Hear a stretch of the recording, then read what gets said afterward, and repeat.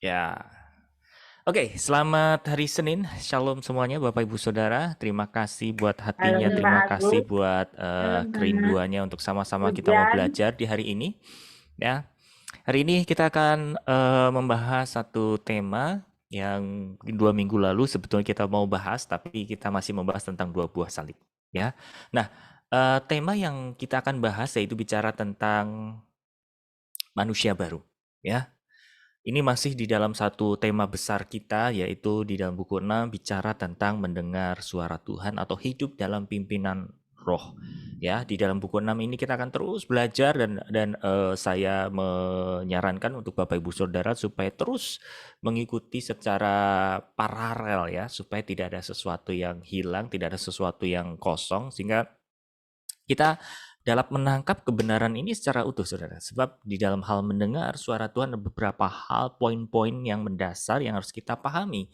Ya, terutama dalam hal mendengar suara Tuhan, kita harus kenal Tuhan, kita harus punya iman, kita harus percaya bahwa Dia ada di dalam diri kita sudah menerima rohnya untuk memperoleh keselamatan, baik secara roh kita, baik untuk mengubahkan segala akal budi kita, menyelamatkan di dalam jiwa kita, dan pada akhirnya kita semua memperoleh tubuh kemuliaan itu ya.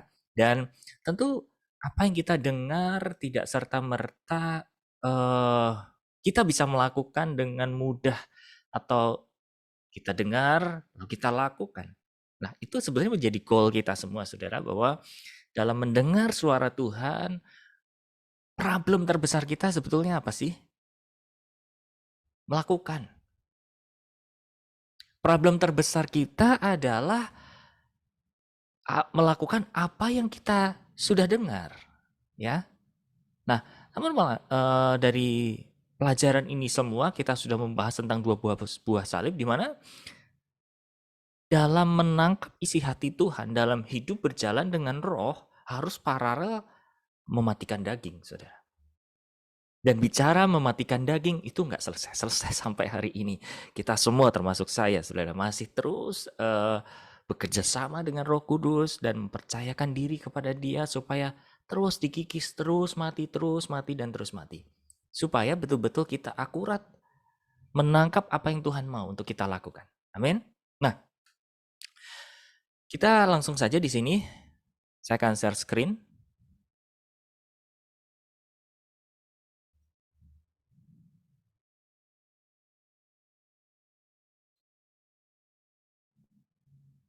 Ya, manusia baru.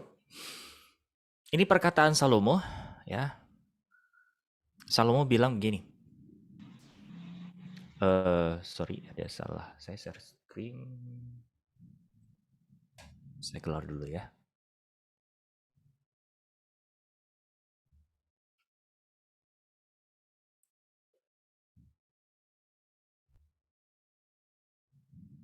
Oke.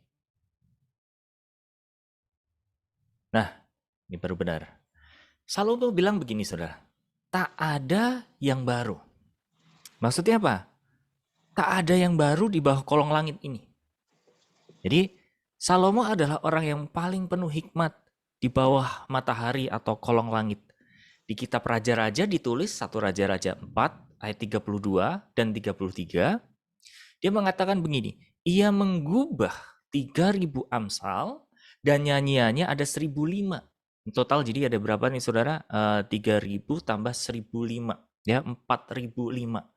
Ia bersajak tentang pohon-pohonan, dia bicara tentang tumbuh-tumbuhan, baik dari pohon aras yang di Gunung Libanon sampai kepada hisop, ya. Bicara tentang pohon yang paling besar, yang paling kuat, yang paling kokoh, bahkan sampai kepada hisop yang tumbuh pada dinding batu. Ya, ini adalah tanaman seperti jamur seperti itu ya, yang melekat di batu bebatuan seperti itu. Ia berbicara juga tentang hewan dan tentang burung-burung dan tentang binatang melata dan tentang ikan-ikan. Artinya saudara, eh, Alkitab mengambil satu source, satu sumber, yaitu dari siapa? Dari Salomo, dari orang yang paling hikmat di bumi ini, di bawah kolong langit ini, saudara. Tidak ada seorang pun yang manusia ya secara daging, tentu selain Tuhan Yesus, yang sehikmat dia. Dia bisa ngomong apa aja, dia jago ngomong apa aja, dan hikmatnya begitu luar biasa, saudara. Dan dia bilang, orang sepintar itu, orang berhikmat seperti itu, saudara, di dalam Pengkhotbah pasal yang pertama, ayat yang ke-9 dikatakan, apa yang pernah ada akan ada lagi. Dan apa yang pernah dibuat akan dibuat lagi. Tak ada sesuatu yang baru di bawah matahari. Nah, saudara, kalau kita bicara secara alami, kita bicara secara duniawi, saudara. Kita bicara secara umum, saudara. Perkataannya Salomo benar nggak? Benar. Oke, kita lihat gini, saudara. Bapak, Ibu, saudara coba lihat eh, cara hidup atau cara fashion orang-orang zaman sekarang, ya. Kalau kita lihat itu ada siklus muter gitu, saudara. Ya, padahal eranya sudah era teknologi, era digital gitu ya. Harusnya modern dong. Tapi Anda boleh lihat, saudara. Cara orang berpakaian di zaman sekarang kan muter. Kayak Bapak Ibu Saudara seperti melihat di masa Anda zaman muda, loh ini yang dipakai anakku kok sama kayak dulu gitu ya. Zaman Anda masih muda dan itu terus muter. Potongan rambut pun juga sama mirip, saudara. Ya, dan memang tidak ada sesuatu yang baru, saudara. Dan kita bicara tentang teknologi, kita bicara tentang sesuatu yang high-tech, saudara. Anda tahu, kayak misalkan manusia membuat pesawat terbang, membuat sesuatu ciptaan, sesuatu yang dia buat, itu semua mengcopy apa yang sudah ada. Ya, kayak satu contoh, manusia membangun yang namanya pesawat. Mereka menggali ilmu namanya ilmu aerodinamika. Ya, di mana ada benda atau massa yang berat tapi tidak jatuh ke bawah tanah, tidak ikut hukum gravitasi. Ya, tidak jatuh ke dalam tanah, saudara. Itu mempelajari apa? Apa yang Allah ciptakan, apa yang Tuhan ciptakan, saudara. Dan semua alat-alat yang kita pakai ini tidak ada sesuatu yang baru. Itu kata Salomo. Perhatikan di sini ya. Kenapa diambil sumbernya Salomo? Seperti tadi saya katakan, saudara. Salomo itu orang yang paling berhikmat. Yang pernah ada di muka bumi ini, yang jago, yang berhikmat. Hasil research-nya Salomo, dia bilang, gak ada yang baru. Tapi, kata Yesus beda. Ya, nah ini masuk ke subbab yang kedua, saudara.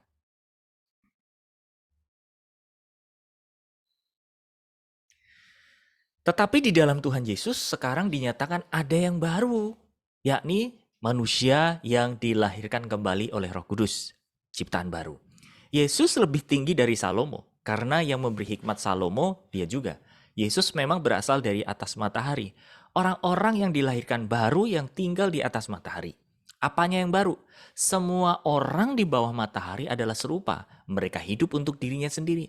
Tetapi karena Yesus telah mati bagi semua orang, menanggung hukuman dan kutuk, kita yang mengerti hal ini dapat memulai cara hidup yang baru, yakni hidup yang tidak lagi bagi dirinya sendiri, tetapi bagi Dia. Karena Dia, kita tak perlu memelihara hidup dan kepentingan diri sendiri lagi. Yang baru adalah apa? Manusia yang tidak egois, tetapi hidup untuk Dia. Allah yang hidup, yang begini belum pernah ada sebelum Tuhan Yesus. Nah, di dalam ayatnya, kita baca dulu saudara ya.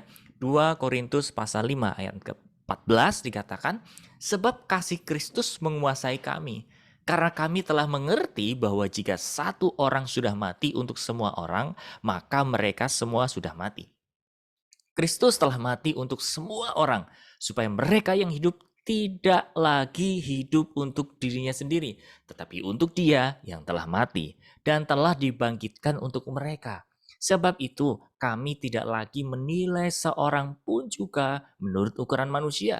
Jika kami pernah menilai Kristus menurut ukuran manusia, sekarang kami tidak lagi menilainya demikian. Jadi, siapa yang ada di dalam Kristus, ia adalah ciptaan baru. Yang lama sudah berlalu, sesungguhnya yang baru sudah datang. Kemudian di dalam Galatia pasal 6 ayat ke-15 dikatakan, sebab bersunat atau tidak bersunat tidak ada artinya, tetapi menjadi ciptaan baru itulah yang ada artinya. Kemudian saya lanjutkan di dalam Yohanes pasal 3 ayat 31, siapa yang datang dari atas, di atas semuanya.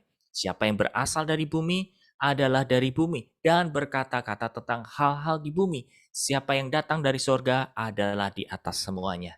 Nah, Bapak Ibu Saudara, kita tahu Salomo adalah yang berasal dari apa? Bumi. Dia ada di bumi. Gak heran dia ngomong sesuatu hal yang di bawah kolong langit, saudara. Dan hasil risetnya Salomo mengatakan tidak ada yang baru. Tapi beda dengan Yesus. Dia datang dari surga. Dia berasal dari atas. Dia membawa kabar baik. Dia membawa kabar dari atas, saudara. Bedanya apa? Kata Tuhan Yesus, ada loh yang baru. Nah, kita akan mengerucut, kita akan mempertajam tentang ini Bapak Ibu Saudara, ya, tentang ciptaan baru. So, saya akan mulai di sini satu pertanyaan untuk kita diskusikan sama-sama. Ya. Kalau ada satu pertanyaannya begini. Ya. Bapak Ibu Saudara, silahkan buka di dalam Alkitabnya masing-masing. 1 Yohanes pasal 3 ayat ke-9.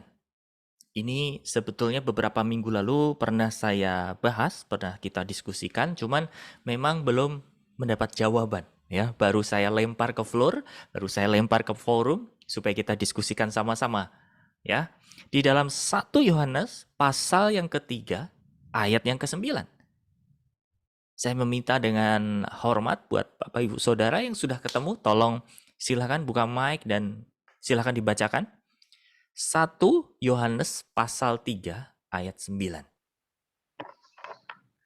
Setiap orang yang lahir dari Allah tidak berbuat dosa lagi, sebab benih ilahi tetap ada di dalam dia, dan ia tidak dapat berbuat dosa, karena ia lahir dari Allah. Amin. Ya, terima kasih Ibu. Dikatakan di dalam 1 Yohanes 3 ayat 9 dikatakan apa Saudara? Setiap orang yang lahir dari Allah. Itu kaki ayam di bawah belakang. Ya, itu ada ciptaan baru. Itu adalah manusia baru. Dikatakan apa Saudara? Amin. Tidak berbuat dosa lagi. Lihat ya, catat. Tidak berbuat dosa lagi. Sebab benih ilahi tetap ada di dalam dia dan ia tidak dapat berbuat dosa karena ia lahir dari Allah. Satu poin. Ya, kita sama-sama sepakat di sini. Tapi Bapak Ibu coba Saudara bandingkan dengan 1 Yohanes 1 Yohanes 1 ayat 8.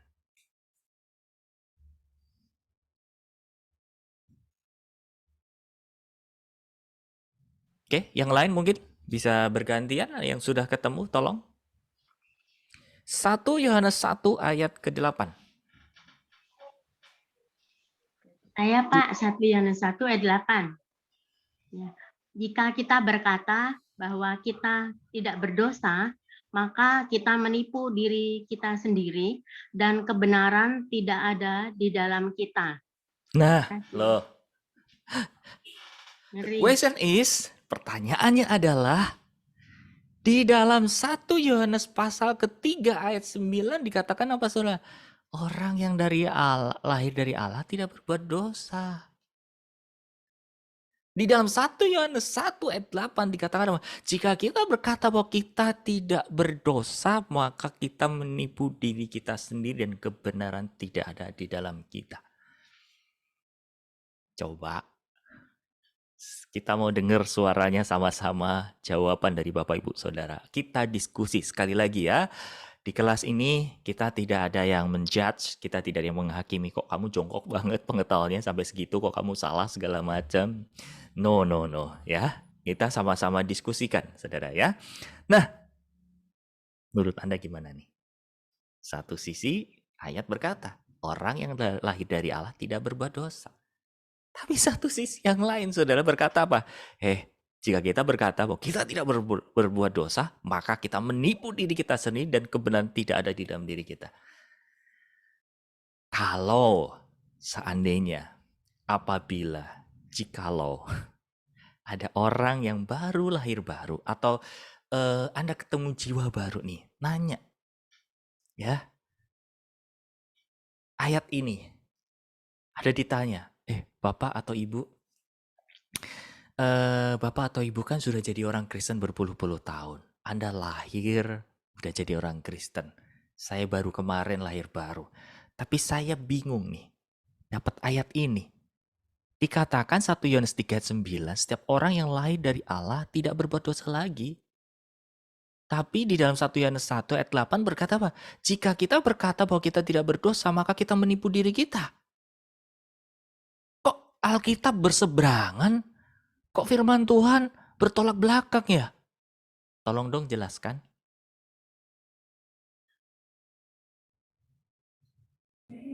Ini 1 Yohanes 1 ayat 8 itu ditujukan pada orang yang belum lahir baru, Pak. Ditujukan kepada orang yang belum lahir baru. Oke. Sedangkan 1 Yohanes 1 Yohanes 3 ayat 9 itu yang sudah lahir baru. Oke, sebentar. Mungkin yang lain kita tampung dulu ya jawabannya Bu Triasia. Jadi terima kasih sekali, jawaban yang keren. Ya, jawaban yang luar biasa. Ada lagi? Yuk. Ya, mungkin saya bisa tambah sedikit aja. Boleh, silahkan. Iya, Tambah kalau banyak juga nggak apa-apa, Bu. di Yohanes 1 ayat 1 Yohanes 1 ayat 8 itu yang berkata kan itu adalah siapa ya? Yohanes ya. Yohanes mengatakan jika kita berkata bahwa kita tidak berdosa, itu kan kepada manusia gitu ya. Jadi manusia berkata kepada manusia, maka kita tidak menipu. Kita lanjut ke ayat 9, jika kita mengaku dosa kita, maka ia adalah setia dan adil sehingga ia akan mengampuni segala dosa kita dan menyucikan kita dari segala kejahatan. Jadi lanjutan dari itu, kalau kita mengaku dosa kita, maka Tuhan Yesus akan menyucikan kita dari segala kejahatan. Dosa-dosa kita disucikan. Jadi, maka lanjutannya adalah yang perkataan Tuhan Yesus, 1 Yohanes 3 ayat 9 tadi. Bahwa kalau sudah ada pengakuan dosa, kita menerima Tuhan Yesus, masuk ada benih Kristus, maka kita tidak berdosa lagi. Oke, thank you Bu Itu sih, Esther. Pak. Oke, Ya, thank you. Satu orang lagi. Saya appreciate yang mau coba menjawab. Kita belajar secure ya. Oke, ada lagi yuk. Satu Pak, orang saya lagi. coba sedikit ya. Boleh Ibu Dina. Saya coba. Oke. Kalau tentang 1 Yohanes 3 ya, tentang tidak ada dosa bagi anak-anak Allah, itu maksudnya seperti ini. Keinginan kita nggak mau berbuat dosa, tetapi suatu saat atau suatu ketika Roh Kudus memunculkan daging yang ingin keluar itu supaya kita pakukan di kayu salib dan besok-besok kita nggak berbuat dosa lagi. Terus selanjutnya seperti itu, kita minta ampun, kita pakukan, besok berubah lagi, kita pakukan, terus seperti itu menurut saya begitu Pak. Jadi sampai habis gitu. Oke, terima kasih Bu Dina. Ini menjawab sesuai dengan materi yang diajarkan. So, luar biasa ya. Artinya Ibu mempelajari, mengikuti pelajarannya ya, berurut-urutan. Nah, oke, masih dalam tema diskusi, masih sama diskusinya. Baik, kita bisa terima dengan penjelasan tadi ya. Ada 3 rekan kita yang sudah menjawab. Pertanyaan yang berikutnya adalah gini. Oke, kalau tadi dikatakan ya secara mengerucutnya gini. Yohanes 1 ayat 1 sampai ayat 1 pasal 1 ayat 8 ini dikatakan gini. Tadi ada yang menjawab bahwa itu buat manusia yang belum lahir baru. Oke, kita terima ya.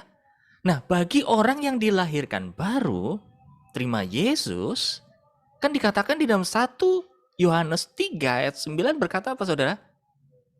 tidak berbuat dosa lagi. Pertanyaan yang mendasarnya adalah, siapa di sini yang sudah lahir baru? Semua? Oke. Ada yang belum lahir baru? Semua udah lahir baru. Pertanyaan saya, Anda masih berbuat dosa nggak?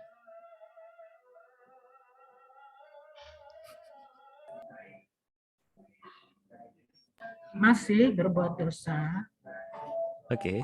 tetapi ada lagi satu ayat, kalau nggak salah 1 Yohanes 5 ayat 18 ya. 1 Yohanes kamu- 5 ayat 18. Kalau nggak Oke. salah ya. Isinya bahwa kamu tidak akan terus-menerus berbuat dosa karena roh yang di dalam kamu menjaga, mengingatkan, melindungi. Jadi seharusnya sebagai orang yang dilahirkan baru itu ada progres ya. Dia tidak mandek, dia tidak mundur, tapi progres bahwa dia akan menjadi manusia yang tidak berdosa sempurna seperti Bapa sempurna. Karena ada firman yang mengatakan, hendaklah kamu sempurna sebab Bapamu sempurna. Buat saya, pemahaman saya itu bukan perintah, tapi sebuah deklarasi dari Bapak sendiri untuk kita. Jadi jaminan bahwa kita akan bisa tidak berbuat dosa itu sudah terjamin. Oke, terima kasih Putri. Sama-sama, Pak. Semoga sangat- tidak salah. Kita nggak ngomong tentang salah atau benar di sini. Kita sama-sama belajar kok ya. Ya, Oke, baik. terima kasih. Yang lain ada yang mau menambahkan? Pertanyaannya sama, saudara. Kita dikatakan sudah lahir baru.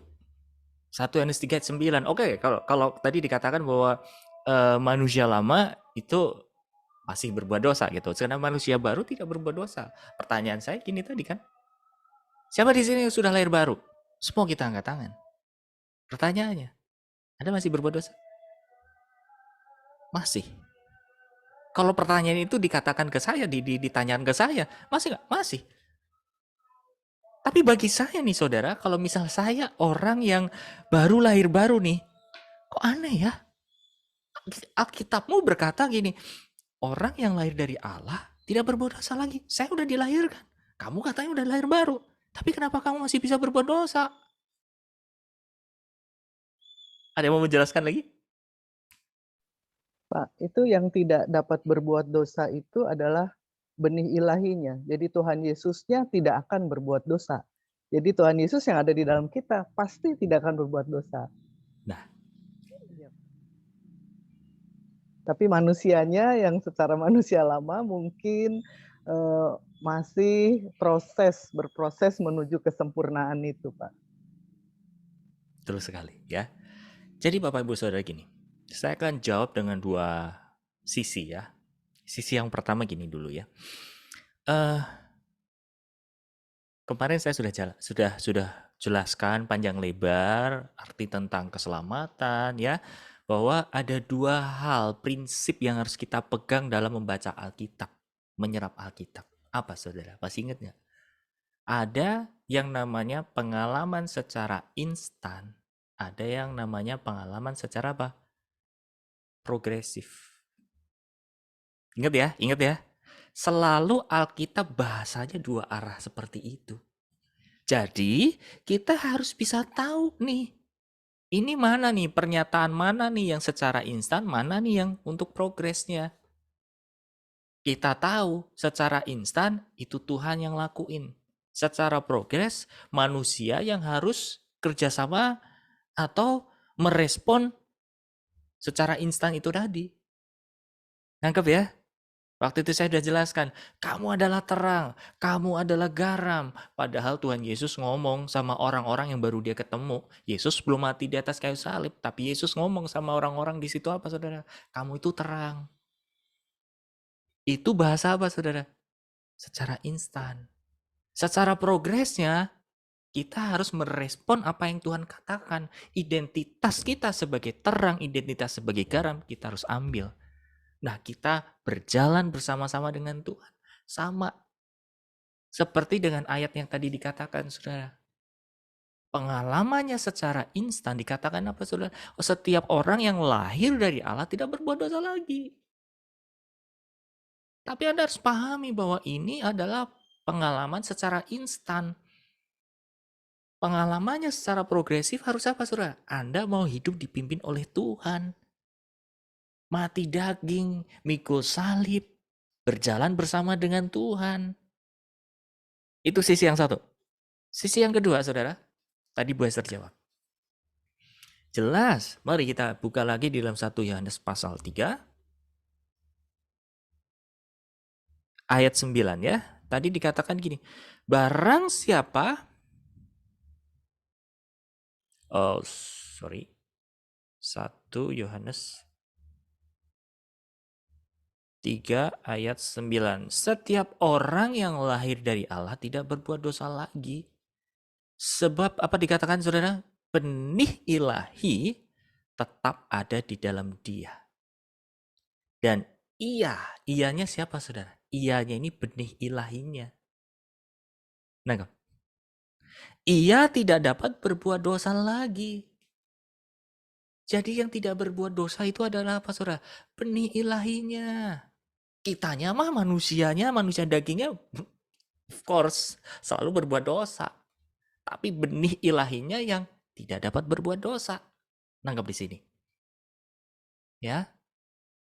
Makanya kita bisa split, kita bisa pisahkan dengan 1 Yohanes 1 ayat 8 tadi, saudara. Buat manusia kita semua orang berdosa. Even kita udah lahir baru, manusia daging kita, saudara, kita berdosa. Nangkap ya? Yang membuat kita tidak berdosa adalah apa? Benih ilahi yang kita terima dari Allah. Yaitu siapa? Yesus, saudara. Jadi supaya firman ini menjadi hidup, firman ini menjadi darah daging di dalam diri kita, kita harus merespon. Kita harus berjalan dalam pimpinan Tuhan, saudara. Karena kalau kita mau belajar hidup kudus, hidup sempurna, saudara, apa yang Bapak katakan, apa yang Tuhan katakan, saudara, apa yang Roh Kudus katakan, percuma. Kita tidak bakal menjadi orang yang seperti Tuhan mau, saudara. Tapi kuncinya apa? Kita mau dengar-dengaran dengan Tuhan. Ya, alatnya sudah Tuhan kasih, yaitu apa? Kemarin kita belajar 2 buah salib. Kalau ada kelemahan, kalau ada dosa yang tersembunyi, kalau ada hal-hal yang terus terulang-ulang dalam hidup Bapak Ibu Saudara, itu karena apa? Tubuh dosanya masih hidup. Tubuh dosa ini yang harus dipakukan di atas kayu salib. Makanya kita menerima salib kita masing-masing, saudara. Untuk apa? Untuk kita isi dengan manusia lama kita.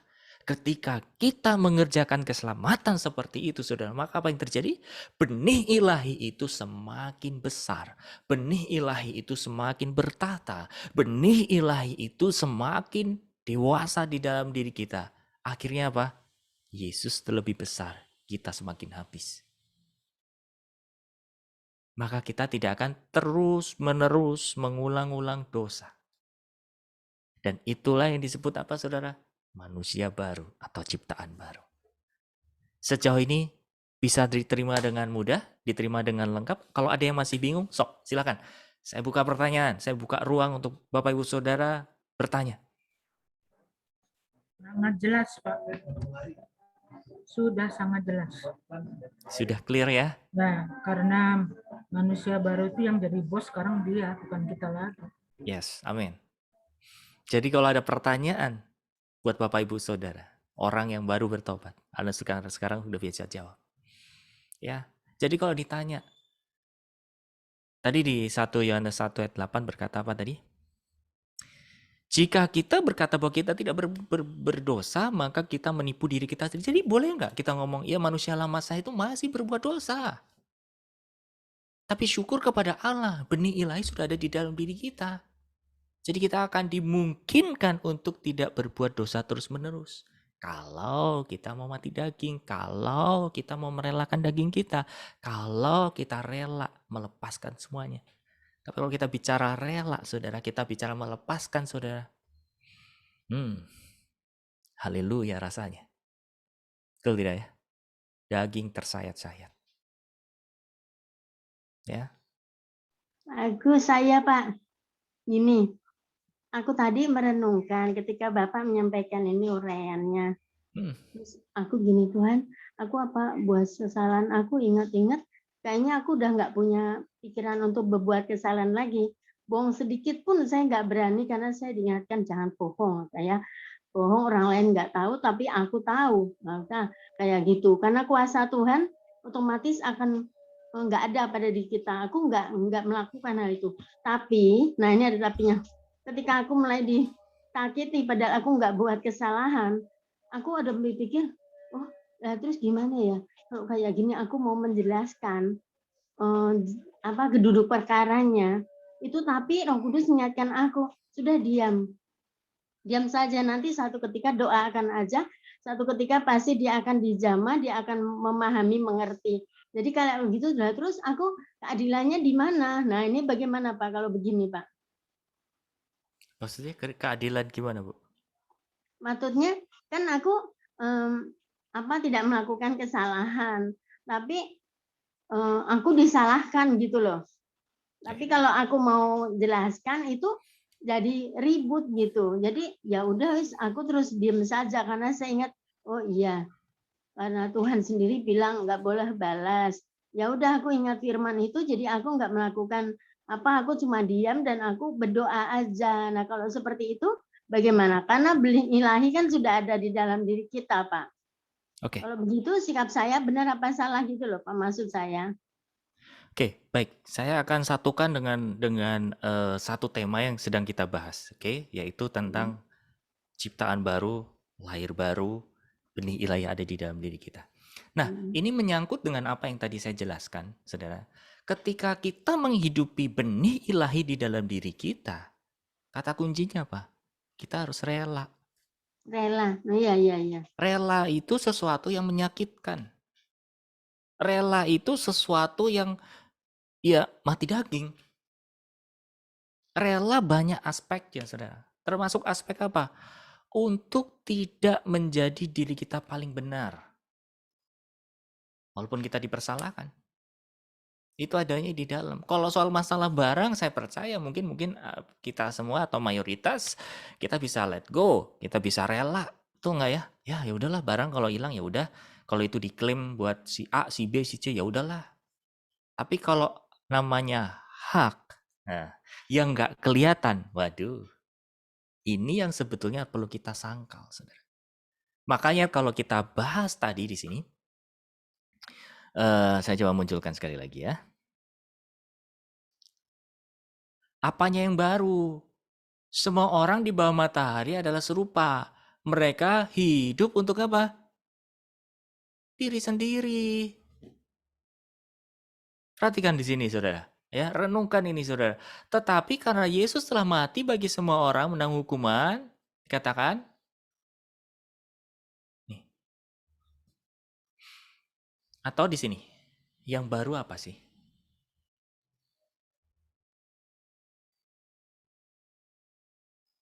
Manusia yang tidak egois. Tidak hidup untuk dia. Jadi untuk mengukur atau menakar bahwa kita itu sebetulnya benih ilahi kita itu seberapa dewasa sih? Alat ukurnya adalah apa, saudara?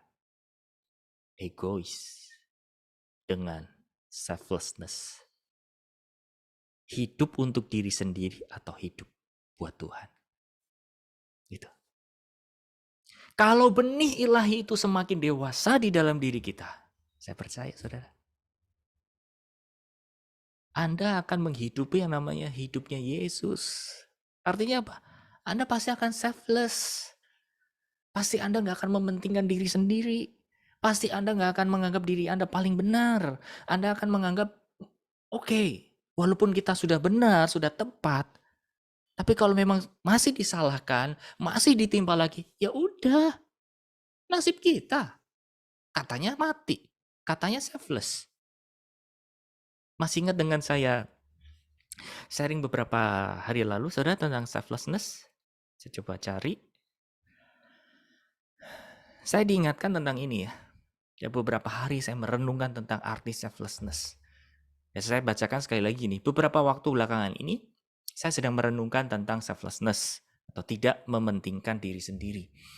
Bagi orang percaya, seharusnya selflessness ini bukanlah sesuatu barang baru, melainkan ini justru satu buah yang mendasar dari keintiman kita kepada Kristus.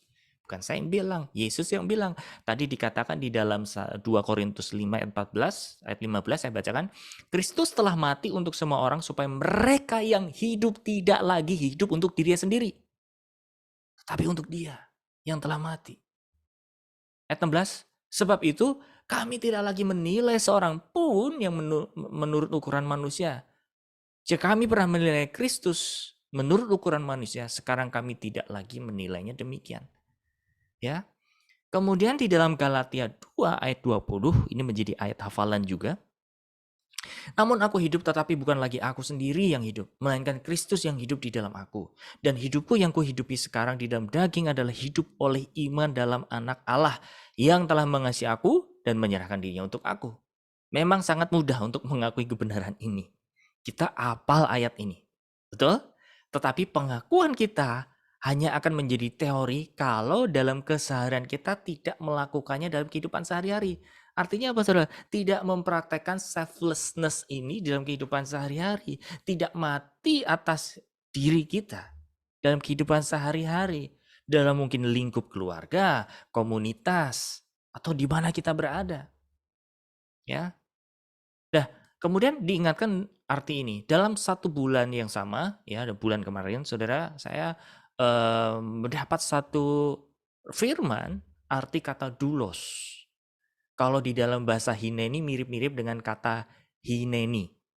Mirip-mirip, ya. Karena terjemahan Yunani dan Ibrani ini nggak bisa apa ya, apple to apple atau sama persis maknanya. Nah,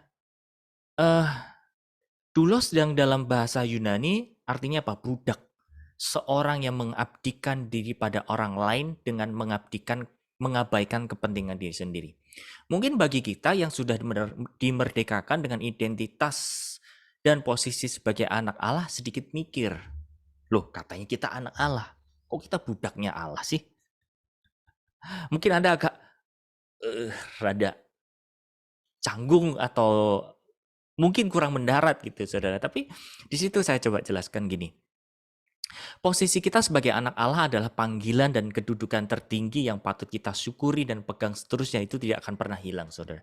Tapi jangan salah, meski kita sebagai anak, kita mengemban yang namanya tugas, yaitu sebagai apa? Duta-duta kerajaan Allah. Dalam mengemban tugas dan panggilan sebagai duta kerajaannya, kita perlu memiliki hati seorang anak yang taatnya seperti doulos atau budak itu. Kita punya Allah yang kita layani dengan segenap hati, ketaatan, dan ketergantungan penuh supaya agenda Allah terjadi atas bumi ini. Nah, perhatikan di sini, saudara, ketika kita masuk dalam panggilannya yang semakin mengerucut, semakin dalam, kita tahu bahwa Tuhan maunya apa dalam hidup kita, nggak heran, saudara, kita akan segera mendapat berbagai tes dalam hidup kita. Ya, dan sasaran tembaknya tes itu untuk apa? Mengetahui hati kita, saudara, manusia. Jadi ketika kita dikasih kuasa ini aspeknya luas sekali, saudara. Kuasa untuk menikmati berkat, kuasa secara urapan dan seterusnya, kedudukan, pencapaian dan lain sebagainya. Tahu enggak? Perhatikan di sini, saudara. Itu untuk tes karakter kita. Siapa yang hidup di dalam diri kita? Diri kita atau Yesus? Kalau kita masih mencari pengakuan orang, kita masih mencari perhatian kepada orang, kita masih mencari hormat kepada manusia, kita masih minta dianggap sama manusia. Berarti siapa yang hidup? Egonya. Loh, katanya udah mati.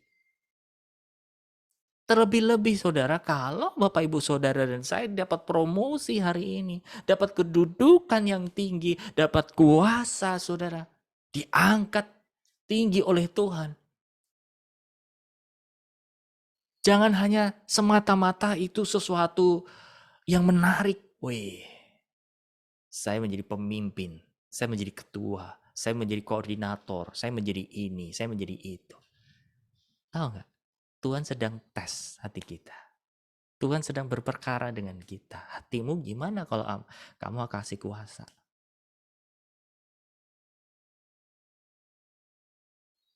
Saudara, saya merenungkan ini semuanya. Dan akhirnya apa? Membuat saya bertobat. Iya. Saya beriman. Saya cepat-cepat masuk ke tanah perjanjian. Saya beriman, janji Tuhan tergenapi, terjadi atas hidup saya. Tapi masalahnya, saya siap belum?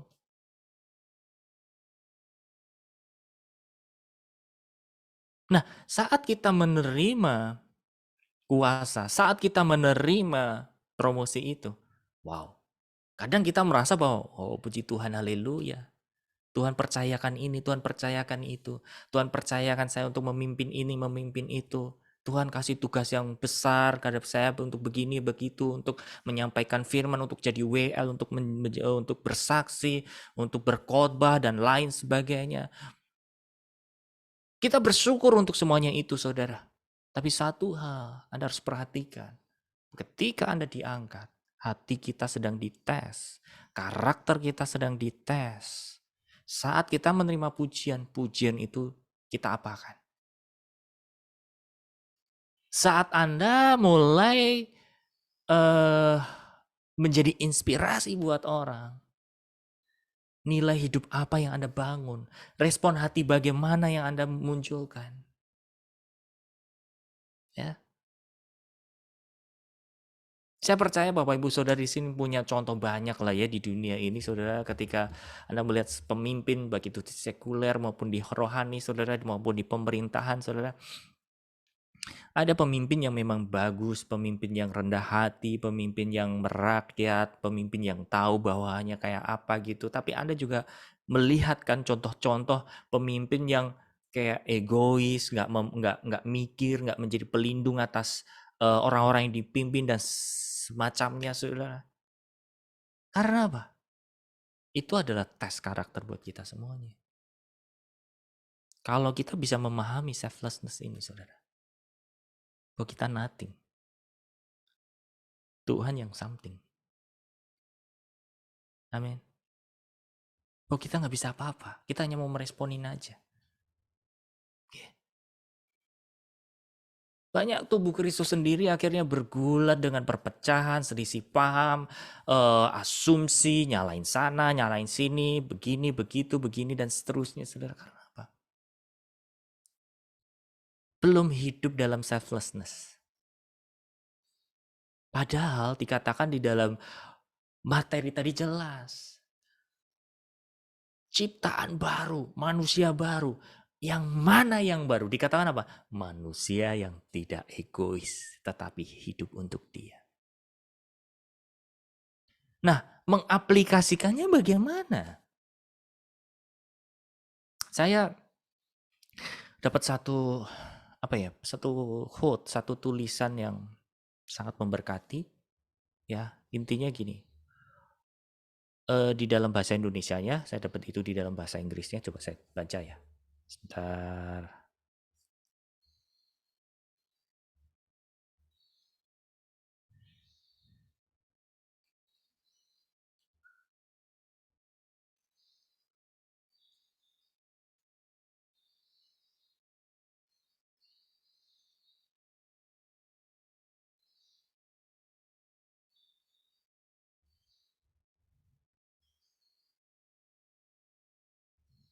Kasih waktu 1 menit ya, Bapak Ibu ya. Nah, bisa ketemu. Dikatakan gini, ini benar-benar ngomong banget, ini benar-benar hidup banget. Bahasa Inggrisnya begini, anytime God asks you to do something hard, that's a sign that something big is in your future. Siapa yang bisa menerjemahkannya? Saya ulangi ya. Anytime God asks you to do something hard, that's a sign that something big is in your future. Ya. Oke, saya bahasakan Indonesia kira-kira begini. Kapanpun Allah memintamu untuk melakukan sesuatu yang berat. Anytime God asks you to do something hard, ya, kapanpun Tuhan menantang, kurang lebih bahasa sehari-hari gitu ya, ngasih challenge kepada kita untuk melakukan sesuatu yang berat, itu adalah tanda bahwa sesuatu yang besar di dalam masa depanmu. Saudara, kita mungkin gampang untuk berkata gini, amin gitu. Tapi untuk ngelakuinnya, kita akan mungkin berada dalam titik-titik di mana, kenapa Tuhan mesti saya lagi? Kenapa Tuhan saya harus ada di panggilan ini? Why? Kenapa Tuhan? Coba renungkan, saudara. Kita itu sebenarnya ya kalau hidupnya nggak benar-benar lurus untuk menghidupi Tuhan, hidup kita itu sangat membingungkan, tahu nggak sih? Bingungin Tuhan. Di mana bingunginnya? Gini, saudara. Kalau ditanya iman kita, Anda percaya aku sebagai Tuhan dan Juru? Oh, percaya Tuhan. Percaya kamu diberkati? Percaya Tuhan. Mau nggak jadi kepala bukan ekor? Mau Tuhan. Tapi saat Tuhan bentuk kita untuk menjadi kepala bukan ekor, kapasitas kita di stretch, kapasitas kita diperbesar. Aduh Tuhan kapok Tuhan, jangan saya deh, Tuhan nggak mau deh. Coba kamu berdoa ya, jangan saya deh. Bingungin nggak saudara? Bingungin. Coba Bapak Ibu Saudara, Anda seolah-olah pikirkan Anda pencipta gitu ya. Anda nyiptain sesuatu, terus ciptaannya lagi Anda membentuk sesuatu, ciptaannya protes. Loh, siapa sih yang sebenarnya pencipta? Amin, Bapak Ibu Saudara. Jadi ketika kita bicara tentang selflessness, bicara tentang bahwa yang baru di dalam manusia, baru kita adalah apa? Tidak untuk hidup untuk kita lagi, tapi untuk siapa? Untuk Yesus. Kalau Anda memahami tentang makna ini, saya percaya Bapak Ibu Saudara, ketika terjadi masalah, terjadi perselisihan, terjadi cekcok, terjadi perbedaan, Anda akan bergumul lama di sini, percaya. Amin. Yang membuat hati kita bergumul, yang membuat hati kita luka, yang membuat kita berasumsi. Karena apa? Kita masih egois.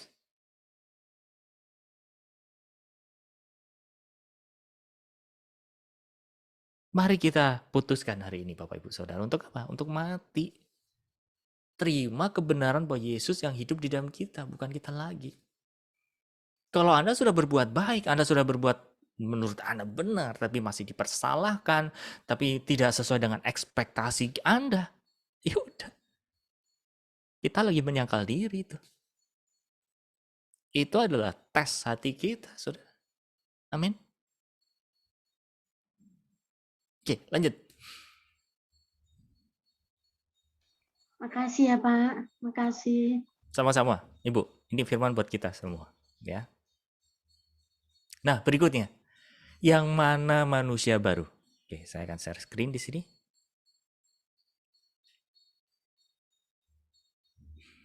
Yang mana manusia baru?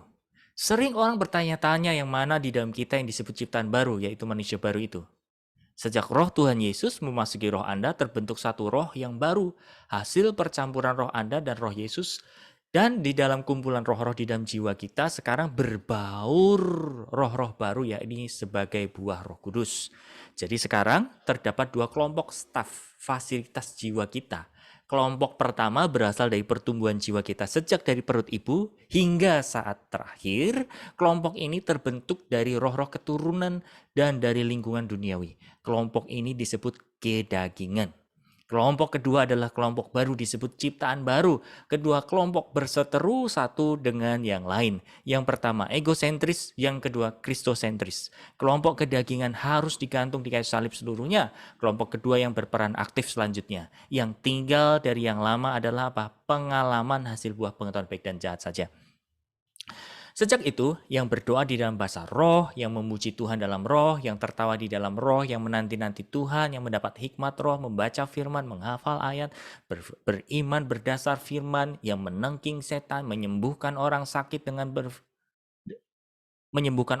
dengan firman, bernubuat, bergerak oleh belas kasihan, melakukan hal-hal berdasar intuisi, menangis untuk keselamatan orang lain, memberkati dalam nama Tuhan, itu adalah si manusia baru.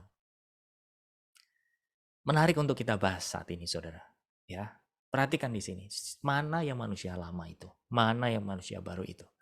Saudara, saya akan mengingatkan lagi ya, bahwa unsur di dalam manusia kita ada roh, jiwa, tubuh, dan satu lagi nyawa. Soal masalah nyawa, khusus kita bahas mungkin kalau nggak salah ini buku 4 ya. Tapi kita fokus ke 3 ini dulu ya. Yang general, roh, jiwa, tubuh. Nah, apa sih sebetulnya definisi Anda untuk memiliki 3 unsur ini? Roh, jiwa, tubuh. Kolaborasinya bagaimana? Pengertian Anda roh, jiwa, tubuh itu bagaimana? Apakah roh saja yang perlu kita terus dewasakan? Apakah kita nggak perlu untuk menyembuhkan jiwa kita? Apakah tubuh kita terus kita olah terus supaya kita sehat, kita prima? Yuk, coba diskusi yang kedua.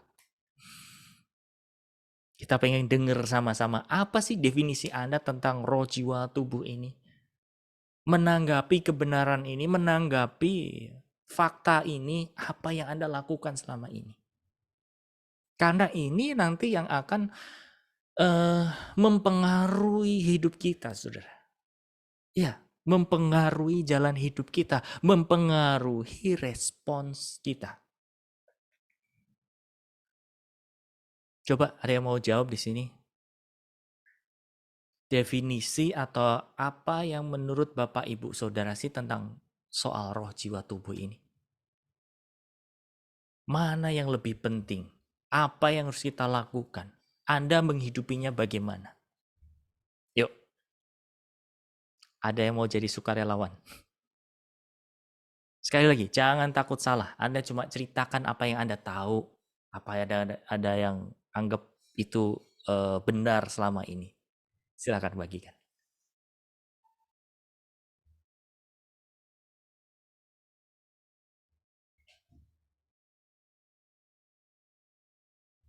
Halo, ada orang?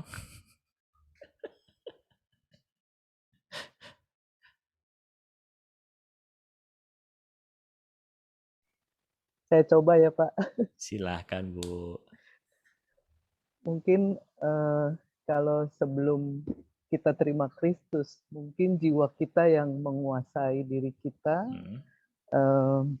sehingga mempengaruhi tubuh kita, dan rohnya mungkin mati, tidak berkembang. Okay. Tapi setelah kita menerima roh Kristus, roh Kudus, roh kita yang menyatu dengan roh Kudus atau roh Yesus itu ngeblend jadi satu, sehingga roh kita yang pada akhirnya lebih besar dari yang duanya itu.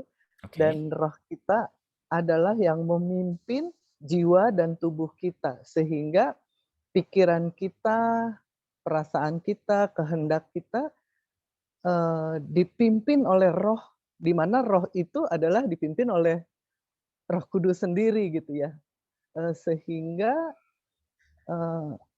pada akhirnya jiwa kita tunduk dan tubuh kita juga tunduk mengikuti kehendak dari roh itu. Dan si jiwa itu yang disebut ego menurut saya ya. Jiwa itu disebut ego, pada akhirnya kalau dia tunduknya pada roh, maka tubuh akan mengikutinya gitu. Kira-kira begitu Pak. Mungkin sulit menjelaskan saya. Oke. Terima kasih Bu Esther sudah berani untuk menerima tantangan. Thank you banget. Ada lagi? Yuk.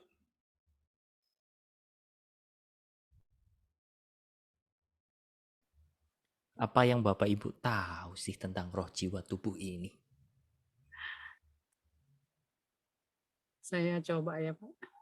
Ibu Nur Haida. Silakan Bu. Saya coba waktu kita terima Yesus, jadi yang roh kita itu hidup gitu loh Pak.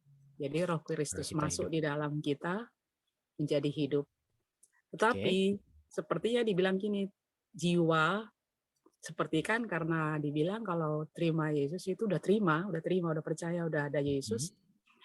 Tapi memang betul tidak seperti makan cabai Pak, langsung pedes enggak. Enggak Pak, enggak. Oke, menarik. Itu step Lanjut. by step Pak. Tapi yang perlu di sini bisa mematikan nggak? Oke. Jiwa itu bisa ditundukkan nggak gitu? Oke. Bisa ditundukkan nggak gitu? Jadi memang kemauan roh itu seperti firman Tuhan juga katakan, roh itu memang ini menyala-nyala tapi apa kita kan lemah gitu. Tapi memang bukan itu Pak sebenarnya. Yang sebenarnya itu gini Pak. Kalau udah ada Roh Kudus, kan dia udah berbicara dalam kita. Jadi seperti dikatakan tidak lagi untuk diri sendiri. Jadi harus menyadari kalau rumahnya Tuhan itu di dalam kita ini gitu. Sudah ada Tuhan gitu ya. Tapi sering kita jatuh atau melakukan yang enggak aneh lah. Tapi dia mengingatkan gitu. Jangan anakku, jangan gitu. Kadang-kadang kita nggak bisa memang. Kadang-kadang kita gimana ya gitu. Ya makanya dia bilang tetaplah teruslah minta. Sadarlah kalau kau itu di dalam ada Tuhan di dalam kau itu tubuhku itu tubuhmu itu tempatku gitu. Jadi saya mau bersaksi Pak. Saya baru vaksin Pak. Saya lama bergumul Pak. Saya lama banget bergumul Pak. Mulai pertama vaksin datang. Terus terjawab lah Pak. Baru beberapa minggu ini terjawab. Dia bilang gini. Saya bilang gini, Tuhan, kan kau sudah di dalam aku. Saya bilang gitu kan. Yang nampani ya kau aja lah. Terus Tuhan bilang gini, apapun yang masuk dalam tubuhmu, aku sudah kuduskan. Jadi ya dalam nama Yesus, kuduslah Tuhan, vaksin ini. Jadi memang beban saya Pak, berbulan-bulan saya beban itu Pak. Tapi saya dapat jawabannya, itulah Tuhan bilang. Aku yang nampani, bukan kau. Jadi di dalam tubuh kita memang Tuhan sendiri Pak. Gitu. Jadi apapun itu. Jadi memang betul Pak, saya bilang tadi bukan mengenal Tuhan itu gak seperti makan cabai Pak, langsung pedes. Enggak Pak. Tahap demi tahap Pak. Menghilangkan daging itu susah Pak. Karena sudah ini gitu. Tapi kalau kita redam, kalau kita memang ini, bisa Pak, bisa. Bisa banget. Karena bukan kita lagi Pak. Amin. Tapi Roh Kudus yang harus berbicara Roh Kudus. Jangan anakku. Begini nak, begini udah diajarin gitu. Kadang kita kan, enggak lah, begini aja lah. Enggak gitu Pak. Nyangkal gitu kan. Tapi memang Tuhan baik banget gitu. Kan udah kukatakan jangan gitu. Tapi kok bikin gini ya, kau salah sendiri. Jadi kita terus, iya ya. Terus mengakui Pak, mengakui. Saya memang, bukan saya bilang, saya purut sempurna. Enggak Pak. Aduh, bergumul setiap hari Pak. Setiap hari bergumul. Karena apa? Karena Tuhan katakan, kita nggak tahu kapan dipanggil Tuhan. Kapan dipanggil. Semua tidak ada artinya. Kau harus mempertahankan apapun, nggak ada artinya itu. Sekarang apa yang kau katakan, itulah kau lakukan. Tapi untuk melakukan apa yang kau katakan itu susah Tuhan gitu. Bisa, tapi bukan kau lagi. Izinkan aku bekerja, dia katakan. Izinkan aku melakukannya. Memang betul Pak, saya iya Tuhan. Jadi kalau ada masalah, terserah Tuhan lah, aku diam aja. Terserah Tuhan aja, aku udah diam. Nggak bisa apa-apa, nggak ada kekuatan Tuhan. Apapun yang kulakukan mungkin salah, nggak tahu lah. Pokoknya aku udah berserah aja, udah nyembah aja lah, udah pokoknya menyerah gitu. Jadi betul-betul jiwa itu dengan roh itu memang kadang-kadang nggak tipis nggak Pak. sinkron ya. Nggak sih, kadang-kadang baik. beda tipis gitu loh Pak. Mungkin itu yang dapat saya katakan. Baik. Terima kasih Bu Nur Haida. Oke, pertanyaan berikutnya adalah gini Bapak Ibu Saudara. Kalau begitu, mana yang Anda anggap paling unggul, paling utama, yang paling penting? Yuk, singkat saja. Shalom Pak. Ya. Bapak bisa dengar saya ya? Jelas Bu. Silakan Bu Susan. ini jadi kalau menurut saya secara roh apa yang lebih utama sebenarnya itu adalah option buat kita sendiri. Jadi pilihan. Kita mau mengutamakan roh atau mau mengutamakan daging. Soalnya pengalaman saya juga sih. Jadi kalau misalnya pelayanan sesuai dimulai secara roh, kita berjalan secara roh, itu akan pimpin secara roh. Tapi kalau kita mengarah ke daging, dan daging kita kuat, dan roh kita itu nggak kita kasih makan, dan kita tetap memperkuat daging kita, itu pasti daging akan lebih kuat gitu. Jadi menurut saya ini sebenarnya pilihan orang itu sendiri gitu. Jadi kalau menurut saya sendiri, ya memang lebih baik ke roh. Karena roh bisa menguasai, kayak Ibu Esther bilang, jiwa dan tubuh, gitu Pak. Oke, thank you. Terima kasih Bu Susan. Nah, ada lagi mungkin satu orang. Roh, jiwa, tubuh, mana yang mesti kita harus pentingkan atau Anda benar-benar hidupi, ya? Ya, Pak. Oke. Jiwa, Pak. Jiwa. Oke. Karena memang daging kan memang daging lemah dan daging itu akan menyusut lah sesuai usia gitu ya. Tapi sementara roh penurut. Kalau kita hidup di dalam Tuhan, Tuhan mau karakter kita seperti Kristus. Yeah. Jadi setiap hari ada yang Tuhan mau bongkar, dibongkar. Jadi dimurnikan sesuai seturut karakter Kristus. Amin. Oke, thank you Bu Marta. Oke, saya ajak Bapak Ibu Saudara untuk memahami satu definisi yang mungkin Anda bisa renungkan ya, Saudara. Anda tahu ini apa? Bohlam. Sorry, hampir aja jatuh. Ini ada bohlam. Sih? Ya. Kalau bohlam ini saya pegang aja, Saudara. Apa fungsinya? Betul nggak? Nyala nggak? Enggak. Bohlam. Kalau dibilang ini bohlam nggak? Bohlam. Tapi berfungsi nggak untuk penerangan? Enggak. Karena apa? Nggak nyolok sama listrik, nggak menghasilkan terang. Kita bicara manusia, Saudara. Nggak bisa kita pretelin satu-satu. Coba baca di dalam 1 Tesalonika 5 ayat 23. 1 Tesalonika 5 ayat 23.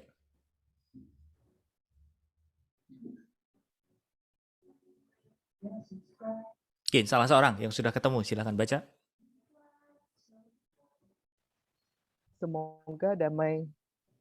Semoga Allah damai sejahtera menguduskan kamu seluruhnya, dan semoga roh, jiwa, dan tubuhmu terpelihara sempurna dengan tak bercacat pada kedatangan Yesus Kristus Tuhan kita. Oke. Jadi kalau kita gini ya, kalau kita punya definisi bahwa roh lah yang paling penting, oke, itu benar. Tapi satu sisi kalau Anda ditanya, berarti kalau gitu roh kita anggap benar, jiwa kamu anggap penting nggak? Tubuh Anda anggap penting nggak? Dulu saya memandangnya begitu, Saudara. Saya memandangnya bahwa roh lah yang perlu kita utamakan, which is good, itu benar. Ya, tapi ketika kita memisahkan 3 bagian ini, Saudara, akhirnya apa? Pincang saya. Saya nggak lengkap ngelihatnya, Saudara. Teori saya mengapa? Yang penting roh aja hidup. Nanti jiwa pasti akan dipimpin. Betul, teori benar sekali. Tapi pada kenyataannya coba jiwa kita tunduk nggak masalahnya? Buktinya apa? Coba kalau kita mikir. Coba kalau ada asumsi. Coba kalau ada imajinasi. Bisa nggak Anda kendaliin? Saya kira nggak bisa jawab, Saudara. Kayak saya yang penting ngeroh aja deh. Saya nggak pedulikan jiwa, saya nggak pedulikan tubuh, karena saya punya definisi bahwa roh lah yang penting, nanti toh juga jiwa pasti akan dipimpin, tubuh pasti sehat. Buktinya apa? Masih nol. Ya. Jadi masih ada ketidakseimbangan, Saudara. Ketika saya membaca 1 Tesalonika pasal 5 ayat 23 terang benderang, semoga Allah damai sejahtera mengkuduskan kamu seluruhnya. Yuk, pegang, seluruhnya. Memang yang paling utama adalah apa? Roh dulu nih, Saudara. Karena apa? Allah kita adalah roh. Kita dihidupkan dulu. Kita dilahirkan baru dulu. Betul. Tapi saudara, jiwa kita penting nggak? Penting.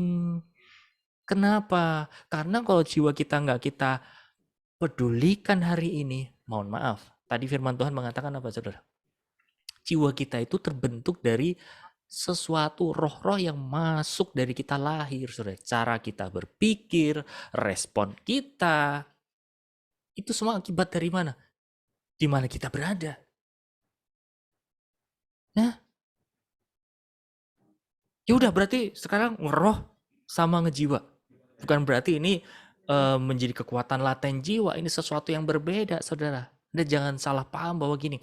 Apa sih yang disebut dengan kekuatan laten jiwa? Kekuatan laten jiwa itu gini loh. Kalau kita nggak mau menundukkan roh kita hanya mau menggali hal-hal yang tersimpan di dalam jiwa kita berpikir keras, kita bahkan memakai kuasa yang daripada jiwa. Itu yang namanya memanfaatkan laten jiwa.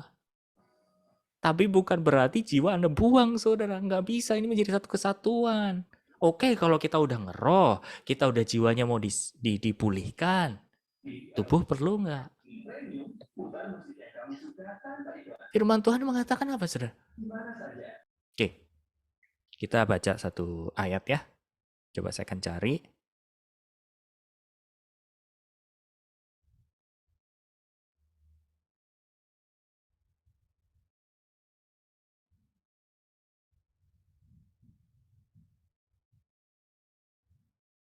Satu Korintus pasal 6.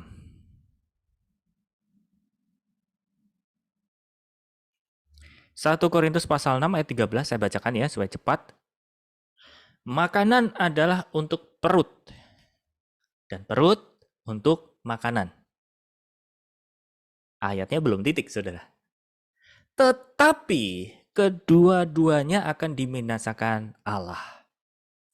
Masih lagi, tetapi tubuh bukanlah untuk percabulan, melainkan untuk Tuhan. Dan Tuhan untuk apa, saudara? Tubuh. Ya. Jadi Bapak Ibu Saudara, kalau Anda mau menjadi pribadi yang komplit, menjadi pribadi yang lengkap, mula-mula apa? Oke, Anda harus lahir baru, belajar hidup dipimpin roh, tapi paralel apa saudara? Anda menyerahkan jiwa Anda. Saya kasih satu gambar ya.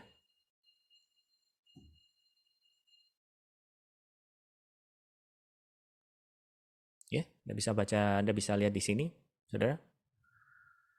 Ini roh Allah. Ini roh manusia. Kedua-duanya bersekutu. Sebab roh Allah tidak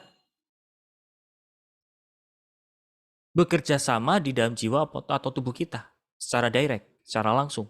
Tapi roh memakai roh manusia. Apa yang didapat oleh roh manusia itu diterjemahkan di dalam pikiran kita, kehendak kita, emosi kita, dan akhirnya apa saudara? Itu yang akan muncul di dalam tubuh kita. Jadi mesti sekarang lewatnya satu paket gini. Jangan sepotong-potong, nanti nggak lengkap saudara. Ya. Lalu, aduh ini gambarnya nggak bisa kelihatan. Oke, saya akan jelaskan saja supaya untuk mempercepat waktunya, saudara. Jadi mulai hari ini Bapak Ibu Saudara, Anda dan saya sudah menerima Yesus. Roh Yesus sudah ada di dalam diri kita. Roh kita sudah bonding dengan roh Yesus. Diharapkan apa saudara? Roh yang memimpin. Kan gitu tadi jawabannya. Tapi bagaimana bisa roh yang memimpin jiwa dan tubuh kita kalau jiwa kita tidak taklukkan, saudara? Mulai dari apa? Pembaharuan akal budi. Mulai dari apa? Kesehatan secara emosional. Mulai dari apa, saudara? Menyelamatkan kehendak kita. Ya, karena masalahnya orang yang sudah ditebus sama Tuhan itu masalahnya itu gak jauh-jauh, tahu nggak? Masalahnya ada di sini. Masalahnya itu ada di sini. Coba kalau misalkan ada imajinasi-imajinasi yang liar, saudara. Coba kalau ada pikiran-pikiran yang tidak sesuai dengan iman Anda. Coba kalau ada pikiran-pikiran, gambar-gambar, imajinasi yang tidak sesuai dengan janji Tuhan, saudara. Apakah kita menang berperang dengan itu semua? Ya.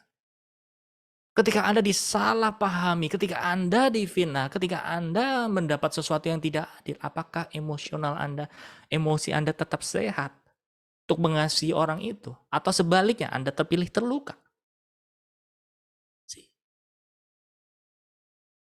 Ketika Anda mulai diingatkan hal-hal yang terburuk, hal-hal yang gelap dalam hidup Anda, apakah Anda menjadi orang yang secure? Anda bisa berdamai, Anda bisa menerima diri Anda yang sudah diselamatkan Tuhan? Atau bahkan menjadi diri yang kayak useless, nggak berguna?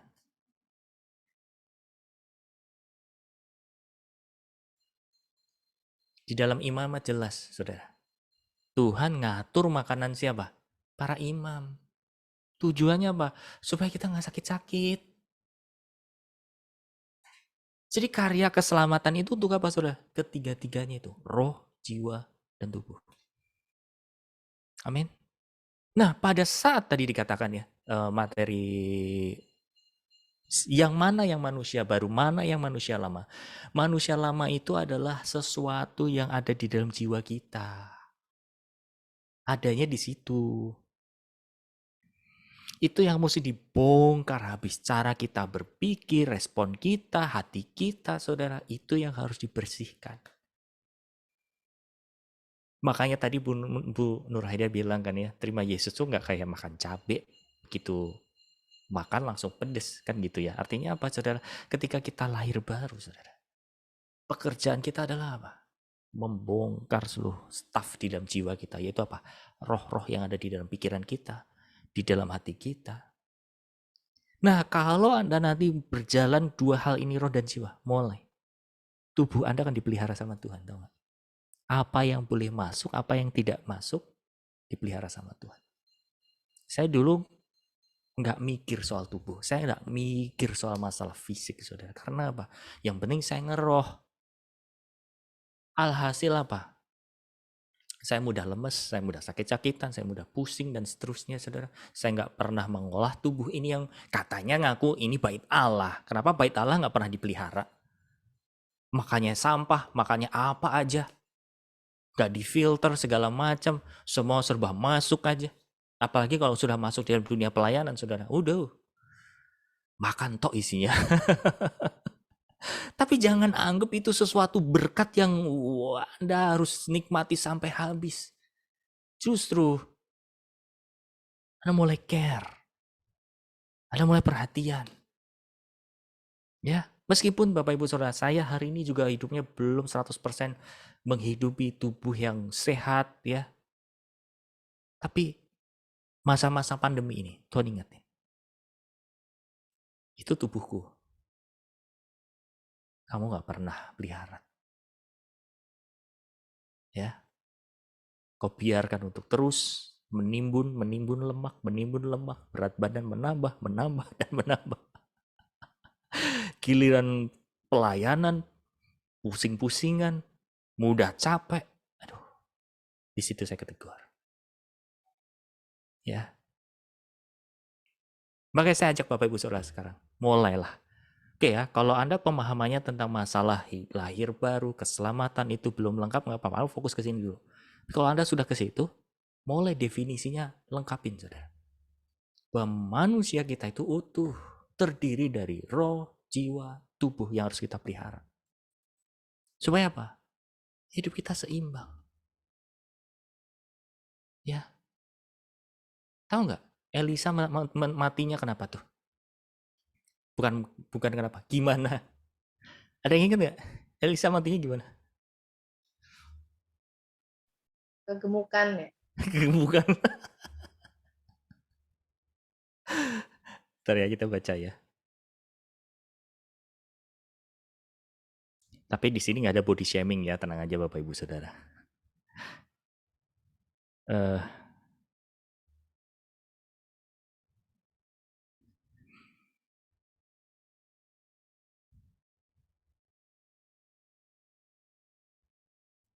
Bisa bantu saya untuk mendapatkan ayatnya?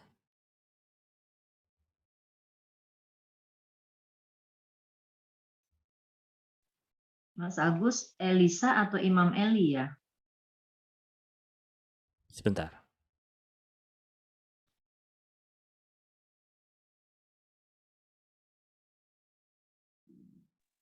Imam Eli kali ya. Oh iya, sorry, Imam Eli, betul betul betul. Wait.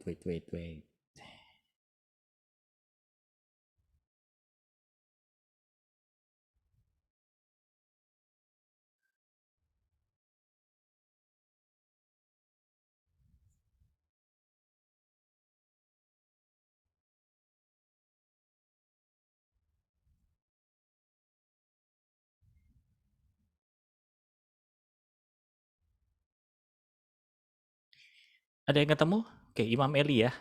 Jadi saya koreksi, saya ralat. Di Samuel ya, di Samuel tapi itunya.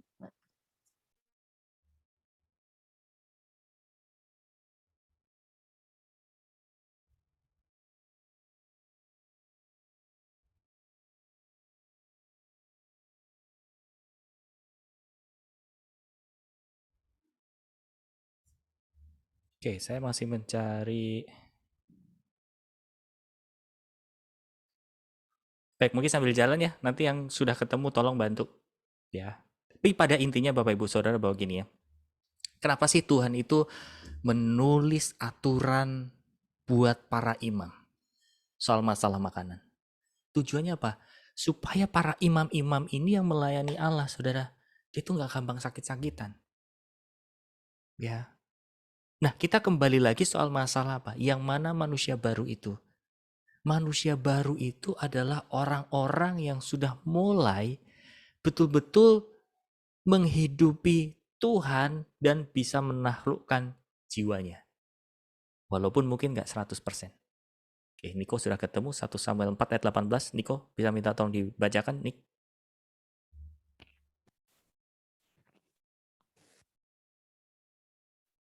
Gak ada suaranya.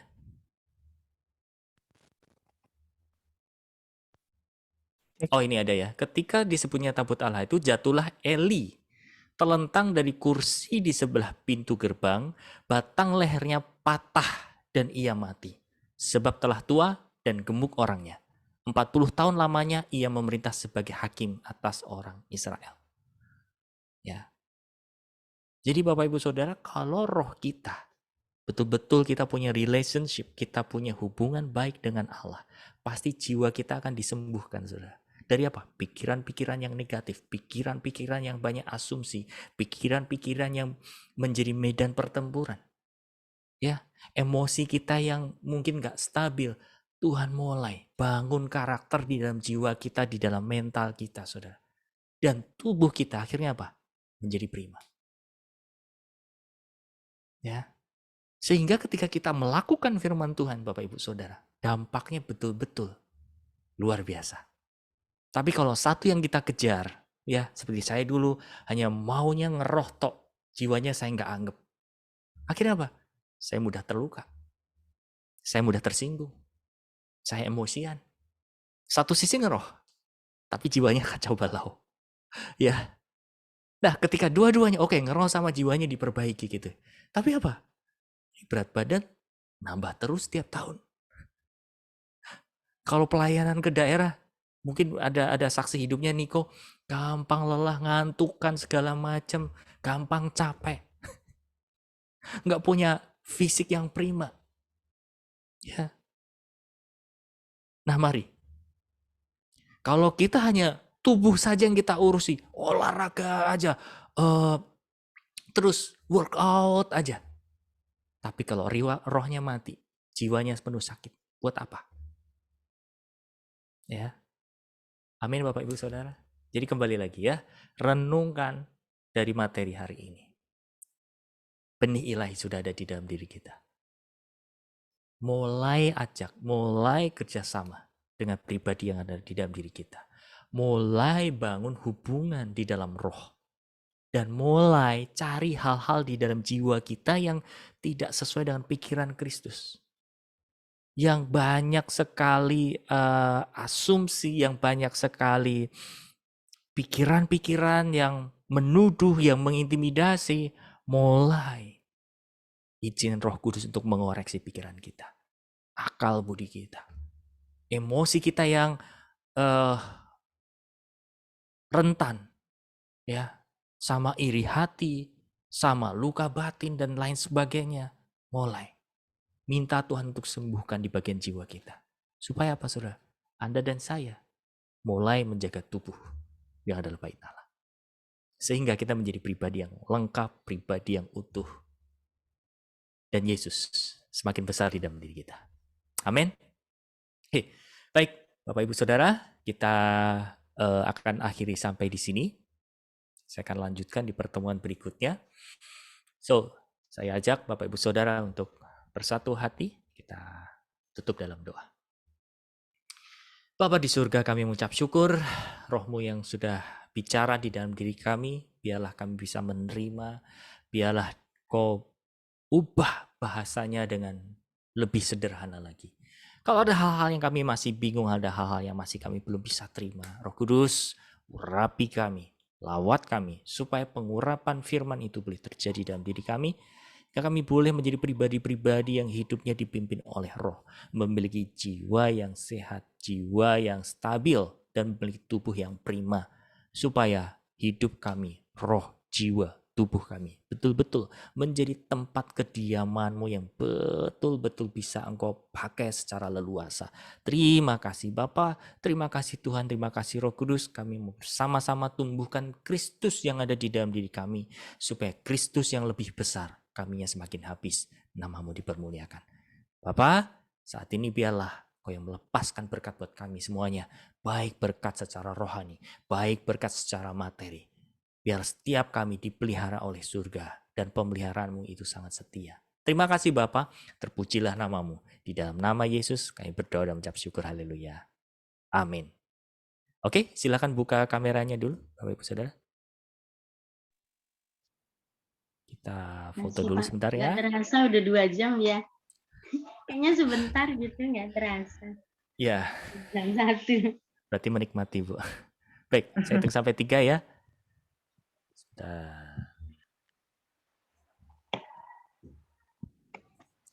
Satu, belum Nik. 1, 2, dan 3. Oke, sebentar ini jangan ada yang ngechat dulu ya, biar. Oke, 1, 2, dan 3. Oke, 1 kamera lagi.